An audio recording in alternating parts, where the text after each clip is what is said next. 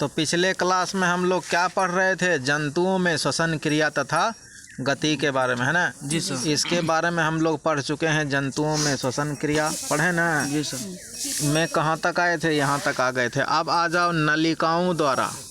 कहाँ तक आए थे? पहले हम लोग कल फेफड़ों द्वारा न पढ़े थे। जी सर। अब आ जाइए नलिकाओं द्वारा श्वसन। तो नलिकाओं द्वारा कीड़ों के शरीर में फेफड़े नहीं होते हैं। कीड़ों के शरीर में फेफड़े नहीं होते। यहाँ तो हम लोग पढ़ लिए थे कि इसमें से पानी वाला दो जीव है, डॉल्फिन और व्हेल, जो कि फेफड़ों से सांस लेते हैं ना है। उसके बाद बाकी के जितने भी यहाँ पशु पक्षी पढ़े थे ना हम लोग, छिपकली, मगरमच्छ, सांप, स्तनधारी आदि पक्षी हैं, वही फेफड़े से सांस लेते हैं। अब आ जाओ, लेकिन फेफड़ों से सांस कौन नहीं लेते हैं? अब आ जाओ नलिकाओं द्वारा। कीड़ों के शरीर में फेफड़े नहीं होते हैं। उनके शरीर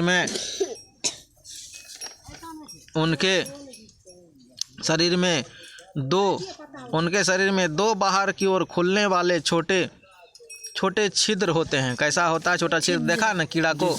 तो छोटे छिद्र होते हैं जिन्हें वायु मार्ग कहते हैं। क्या कहते हैं? वायु मार्ग। कीड़ों के समस्त शरीर में छोटी छोटी नलिकाएं को नलिकाओं का एक जाल सा, क्या होता है? नलिकाओं का एक जाल सा फैला होता है। ठीक है।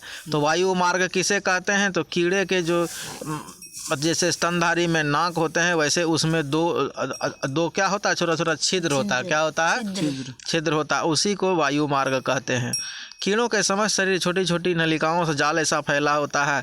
इन नलिकाओं को श्वास नलिकाएं कहते हैं। क्या कहते हैं? तो कीड़ों के शरीर में जो छोटी छोटी नलिकाएं फैली हैं, उन्हें क्या कहते हैं? श्वास नलिकाएं। वायु इन श्वास नलिकाओं से जुड़े होते हैं। वायु किससे जुड़े होते हैं? श्वास नलिकाओं से। सांस अंदर लेने के लिए कीड़े अपनी मांसपेशियों को सिकुड़ते हैं। क्या करते हैं?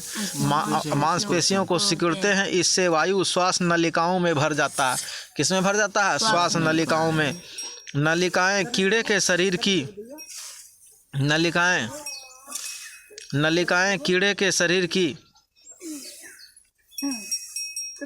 कोशिकाओं से जुड़ी होती है। नलिकाएं कहाँ से जुड़ी होती हैं? शरीर की कोशिकाओं से। कोशिकाएं वायु से ऑक्सीजन को अवशोषित कर लेती हैं। कोशिकाएं क्या करती हैं कि वायु से ऑक्सीजन को खींच लेती हैं।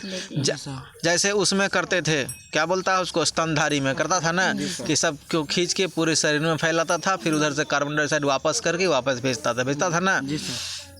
तो यहाँ पर भी वही कर रहा है। ये जो है ऑक्सीजन, कोशिकाएं वायु से ऑक्सीजन को अवशोषित कर लेती हैं और कार्बन डाइऑक्साइड को नलिकाओं में छोड़ देती हैं। क्या करती हैं? कार्बन डाइऑक्साइड को नलिकाओं में लाकर छोड़ देती हैं। कार्बन डाइऑक्साइड को पुनः निकाल देती हैं। इस प्रकार कीड़ों के रक्त में ऑक्सीजन शोषित करने वाला पदार्थ हीमोग्लोबिन नहीं होता है। क्या होता है?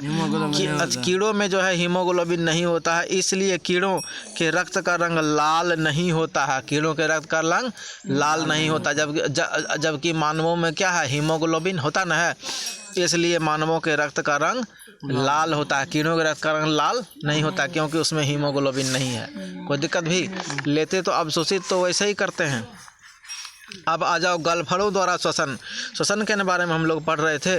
अब आ जाओ गलफड़ों द्वारा श्वसन। मछली, केकड़ा, झींगा, टेडपोल आदि जानवर पानी में घुली हुई ऑक्सीजन को ही सांस के रूप में ग्रहण करते हैं। क्या करते हैं? जो तुमको पानी में घुली हुई जो ऑक्सीजन है, उसी को सांस के रूप में ग्रहण करते हैं। सांस लेने के लिए इनके शरीर में एक विशेष अंग होता है। क्या होता है?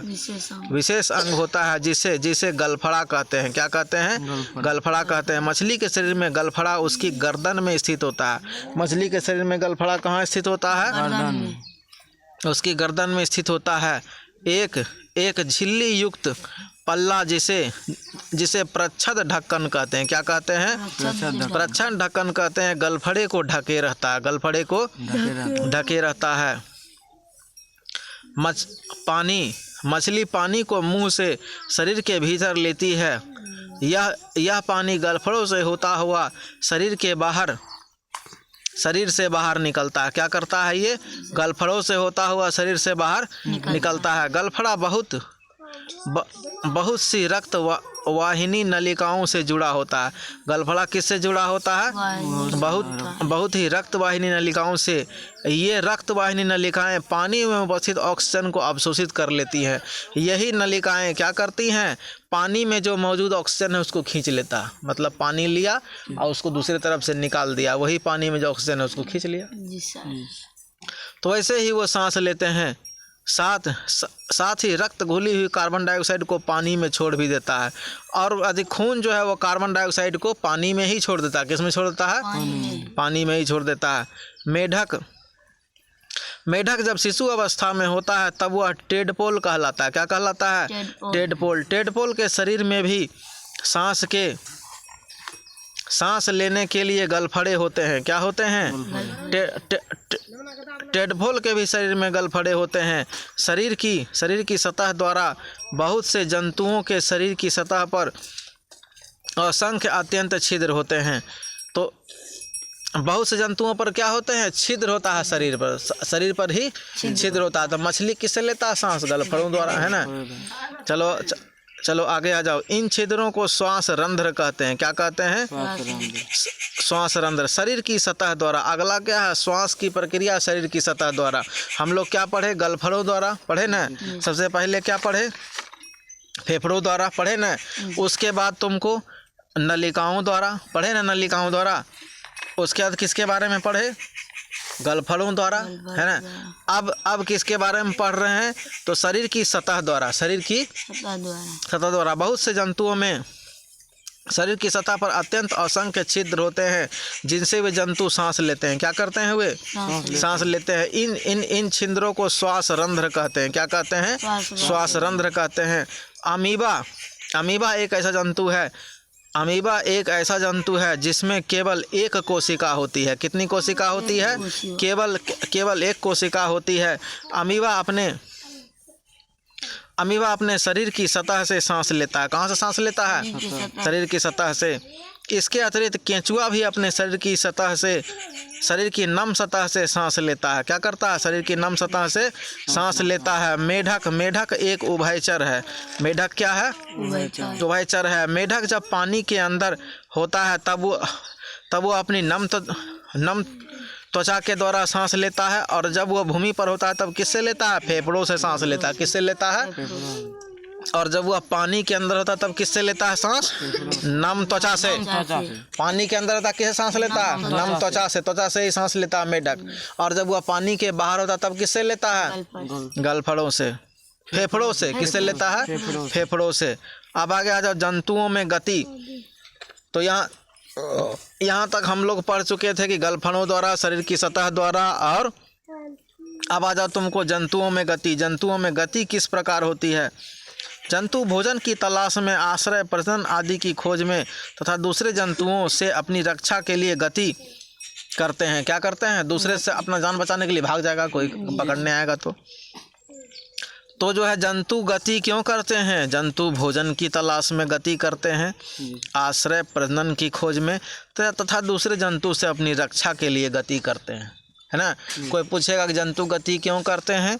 तो जंतु भोजन की तलाश में गति करते हैं, आश्रय प्रजनन की तलाश में तथा दूसरे दुश्मनों से रक्षा के तलाश में जो है वो गति करते हैं, ठीक है। चले आ जाओ। वे अनेक प्रकार से गति करते हैं। वे चलन अंगों की सहायता से दौड़ते, उछलते, कूदते या रेंगते हैं। कोई दिक्कत हुई? वे जो है चलन अंग से या तो दौड़ते हैं, कूदते हैं, उछलते हैं या रेंगते हैं। ये वायु में उड़ते या जल में तैरते हैं। क्या करता है? या तो जो हवा में उड़ता है या जल में तैरता है। भिन्न जंतुओं के भिन्न अंग होते हैं। कैसा होता है? भिन्न जंतुओं के भिन्न अंग होते हैं। ये अंग है हाथ, पैर, सल्क तथा पंख। क्या है? हाथ, पैर, सल्क तथा पंख। अधिकांश जंतुओं में हाथ पैर होते हैं। क्या होता है? ज़्यादातर में हाथ पैर होता है। ये गति के तरीकों के अनुसार परिवर्तित हो जाता है। जैसा गति करेगा वैसा हाथ पैर का जो है चिन्ह बन जाएगा। जब तुम दौड़ोगे या जब तुम चलोगे तो क्या दौड़ने वाला हो जाएगा तुम्हारा हाथ पैर? नो। ठीक है। तो जो है इनके आगे इनके आगे वाले हाथ अग्रपाद और पीछे हाथ पश्चपाद कहलाता है। तो जो है अगला हाथ जो है वो क्या कहलाता है? अग्रपाद। और जो है पिछला पाद क्या कहलाता है? पिछला हाथ क्या कहलाता है? पश्चपाद। क्या कहलाता है? पश्चपाद। ठीक है। स्तनधारू जंतुओं में 2 हाथ या 2 पैर होते हैं। क्या होते हैं? 2 हाथ या 2 पैर। स्थलीय जंतु जैसे गाय, भैंस, घोड़ा आदि में हाथ तथा पैर एक जैसे होते हैं। क्या होता है? हाथ तथा पैर एक जैसे। वे अपने चारों पादों या टांगों को चलने या दौड़ने के लिए प्रयोग करते हैं। किसका प्रयोग करते हैं? चलने या दौड़ने के लिए। इनमें से अधिकांश की लंबी और मजबूत टांगें होती हैं। कैसी होती हैं? लंबी या मजबूत टांगें होती हैं। कंगारू केवल उछल कूद कर ही गति करते हैं। उछल कूद कर गति करते हैं। कंगारू केवल क्या करते हैं? उछल कूद कर ही गति करते हैं। कोई दिक्कत हुई?